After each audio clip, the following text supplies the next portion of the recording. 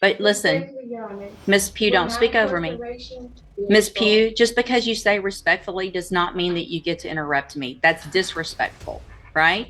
Hang on. Listen, Miss Pugh, stop talking over me. If you want to stop talking over me. Where is the verified claim that is being placed against my trust? You can go back with the bailiff. Go back with the bailiff. Get your own attorney or represent yourself if you don't like it. All right, guys, today we've got a strict judge going head-to-head with a sovereign citizen who walked into court way too confident. She literally showed up holding a tiny piece of paper, like it contained some secret legal formula that was about to change everything. It looked like she truly believed she could drop a few magic words, confuse the courtroom, and walk right back out free. The confidence was loud, but the reality check was coming even louder.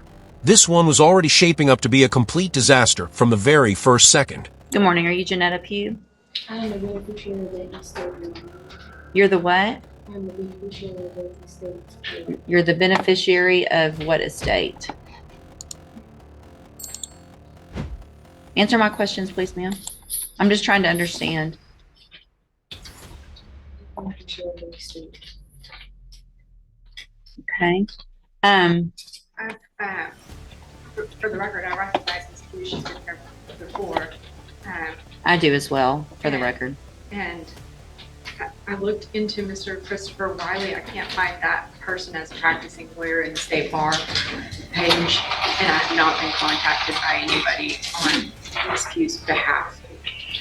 All right, so Ms. Pugh, Mr. Lewis has been appointed to represent you at this point. Obviously, you know as well as anyone that you're in custody and we want to get your case taken care of. If you've hired or your family has hired another lawyer, then they have to contact the court so that we can do something with your case. And do you know if they've hired someone? Respectfully, Your Honor, I do not agree with your appointed foreign agents, considering that the first duty is to the state and will be considered conflict of interest. Okay, so if you don't want, the only thing I can do, I'm appointing an attorney to you to help you, right? So if you don't want a court-appointed attorney, then your only option, two things. One is to represent yourself or to hire a lawyer. So if you don't like the way it works, then you do something different. So are you, listen to what I'm saying. Are you either going to represent yourself? Or are you going to let Mr. Lewis represent you? Or are you going to hire someone? Objection, Your Honor.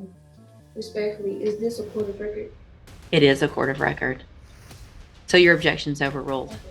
Respectfully, Your Honor, where is the verified claim that is being placed against my trust? It's right here. It's called an indictment. And Mr. Lewis has a copy of it, and he can show it to you. So that would be the verified claim against you. Okay. Your Honor, respectfully, Your Honor, there were writs that was filed to the case that still haven't been received. I've received your petition for writ of habeas corpus, and it's denied. Okay.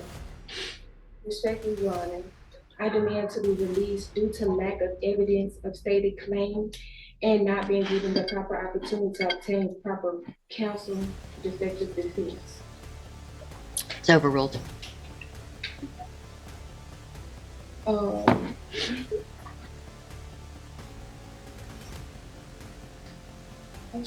You're running out, aren't you? No, it's fine. No, this was not fine at all.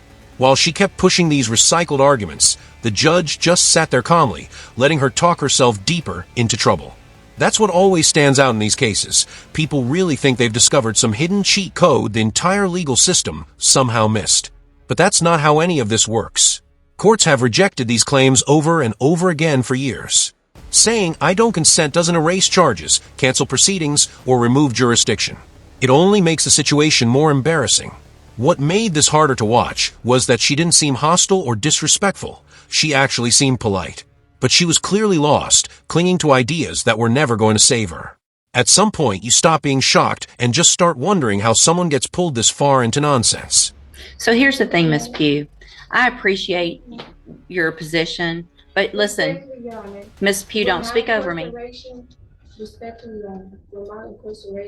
Miss Pugh, just because you say respectfully does not mean that you get to interrupt me. That's disrespectful, right? Hang on. Listen. to me. Everything you have there is overruled. And here's one of the reasons why, is because you have a lawyer. And your lawyer will file the appropriate motion. You're interrupting me again, which is disrespectful. So I'm going to leave Mr. Lewis as your attorney unless you choose to represent yourself or hire someone else. I'm going to give you 2 weeks to determine what you're going to do. You can go back. You can go back with the bailiff. Or comply to your appointed Go back. agents. You already said that, and that's overruled. Go back with the bailiff. Get your own attorney or represent yourself if you don't like it. Yeah, that was rough to watch. But somehow, the story still wasn't over, because she came back for another hearing later on. At this point, the judge honestly deserved credit for unbelievable patience. Dealing with someone repeating internet theories while ignoring reality is like debating a brick wall that thinks it passed law school. Still, the judge stayed composed, listened, responded, and kept the room under control. She had moments where her tone sharpened, but she never lost command. Personally, I think she handled the chaos better than most people would have. And now it was time to see if round 2 would get even worse than round 1. Perfect. So, Ms. Pugh, Mr. Jeffries has been appointed to represent you. He's just been given, he's trying to get caught up real quickly on all the information and the discovery in your case. I'm going to reset your case so that he can get all of that. Once he gets it, he'll be out there to go over it with you, and we'll see if we can get an announcement at the next court date. Respectfully, Your Honor, I do not agree to comply with any of your appointed court agents, considering that their first duty is to the state. I understand. We've had this conversation before. And for your record, I'll be representing myself. So if you want to represent yourself, there's some things. Ms. Pugh, stop talking over me. If you want to stop talking over me. If you want to represent yourself, then there is a process that we have to go through, and we'll do that today if that's what you want to do. We'll get your case set for trial, and we'll go forward that way. It is highly inadvisable for you to represent yourself. Lawyers have many, many years of training. They understand the law. They understand how a trial works, because here's what happens. When you're in a trial and you represent yourself, you're expected to know and follow all of the rules of evidence, all the rules of procedure. And so you're really at a disadvantage if you don't know those things. And so you have to do everything just like the assistant district attorney would. And if you don't, you're going to be in front of a jury, and it's going to show, and it's just not going to be, it usually does not work out in your benefit. But I have to go through with you some questions first before we do that. And then if you still want to do that, then there's a couple of things couple of options, and we'll go over those as well. Okay. So I am supposed to ask you, I'm going to go through these questions. I need you to answer them if you want to represent yourself, because this is required. All right. So have you ever studied the law? Okay. Have you ever represented yourself before in any kind of criminal matter? Okay. Do you understand the charges against you? Okay. And so do you know, and we've gone over before, I think, what the range of punishment is if you're found guilty on a jury? Do you know what that is? Let's see. Hold on a second. Let me pull you up here. We'll go over that again as well. The date of that allegations from June 22nd of 2021.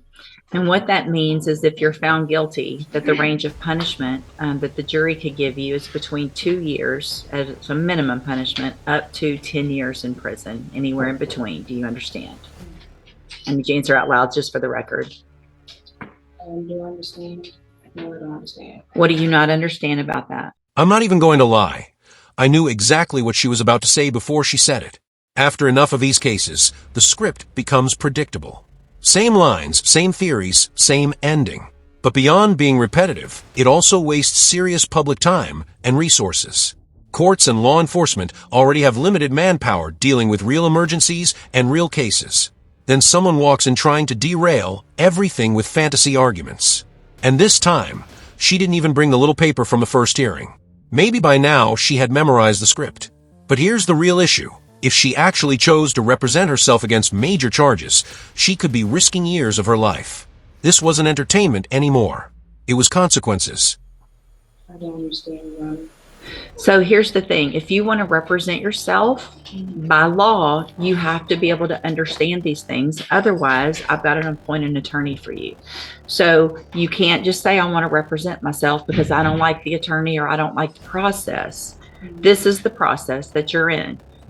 You live in Texas, you live in the United States. This is the law that applies to your case.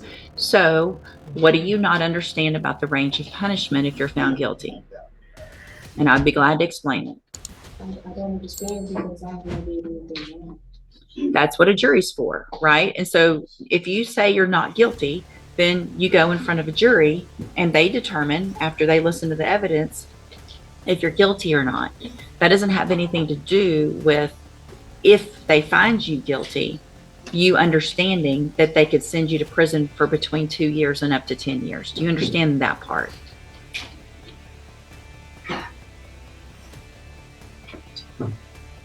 What are you, yes or no? No, you don't understand that. So, Ms. Pugh, it's my understanding, I'm not going to allow you to represent yourself because you don't understand the law and the process. So we're on question number 4 out of 15 that I'm supposed to ask you. So Mr. Jeffries is going to stay on your case. I don't care what you want at this point. You can't do it. All right, you can go back with the bailiff. I'm done. Go back with the bailiff. Go back with the bailiff.